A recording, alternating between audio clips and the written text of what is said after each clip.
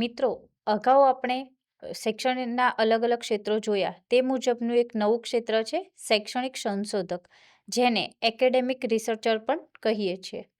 શૈક્ષણિક સંશોધક પોતાના કુશળતાના ક્ષેત્રો ઉપરાંત ડેટા એકત્રિત કરવા અને તેમના તારણો પ્રકાશિત કરવા માટે હેતુલક્ષી અભિગમનો ઉપયોગ કરે છે. એક શૈક્ષણિક સંશોધક તરીકે અભ્યાસ અને સંશોધન દ્વારા વિકસિત તમારી વિદ્વતા અને કૌશલ્યનો ઉપયોગ કરી શકો છો. તો આ ક્ષેત્ર વિશે આપણે વિગતવાર માહિતી વિજલબેન પાસેથી મેળવીશું. વિજલબેન, સૌપ્રથમ એ જણાવશો કે શૈક્ષણિક સંશોધક એટલે શું?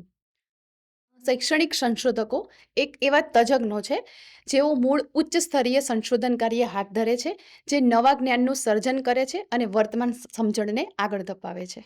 જી, તો જે શૈક્ષણિક સંશોધકો છે તેમની કામગીરી શું હોય છે અને તેઓ ક્યાં કામ કરે છે?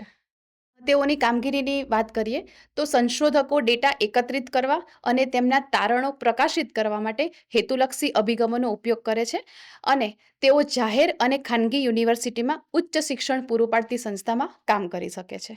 તો જે શૈક્ષણિક સંશોધક છે તે બનવા માટે જરૂરી વ્યક્તિગત ગુણો કેવા હોવા જોઈએ?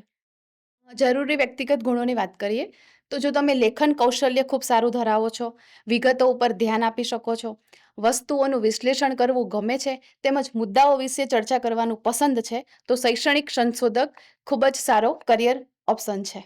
જી, તો શૈક્ષણિક સંશોધક બનવા માટે જરૂરી લાયકાત અને તેની ભરતી પ્રક્રિયા શું હોય છે? જરૂરી લાયકાતની વાત કરીએ તો કોઈ પણ પ્રવાહમાં ધોરણ 12 પૂર્ણ કરો, પછી તમારી પસંદગીના કોઈ પણ વિષયમાં સ્નાતકની ડિગ્રી પૂર્ણ કરો, પછી એ જ વિષયમાં અનુસ્નાતકની ડિગ્રી મેળવો. સમાન અથવા સંબંધિત વિષયમાં પીએચડી પૂર્ણ કરો. અને તેની ભરતી પ્રક્રિયાની વાત કરીએ તો માસ્ટર ડિગ્રી પૂર્ણ કરો સંબંધિત વિષયમાં. આગળ વધવા માટે મોટાભાગે પીએચડી કરવું જરૂરી હોય છે. યુજીસી નેટ, જેઆરએફ જેવી પરીક્ષા પાસ કરવી પડે છે. યુનિવર્સિટી અથવા સંશોધન સંસ્થાઓ જે જાહેરાત આવે છે તેમાં તમે ઓનલાઈન કે ઓફલાઈન અરજી કરી શકો છો. ઇન્ટરવ્યૂ અને ક્યારેક લેખિત પરીક્ષા પણ લેવાય છે. આ ઉપરાંત સંશોધન પ્રોજેક્ટ, પબ્લિકેશન અને અનુભવના આધારે પસંદગી થાય છે. જી, તો આ ક્ષેત્રમાં તેમનું માસિક વેતન કેટલું હોય છે ને તેમને શું આગળ જતા પ્રગતિના અવસરો મળી રહે છે?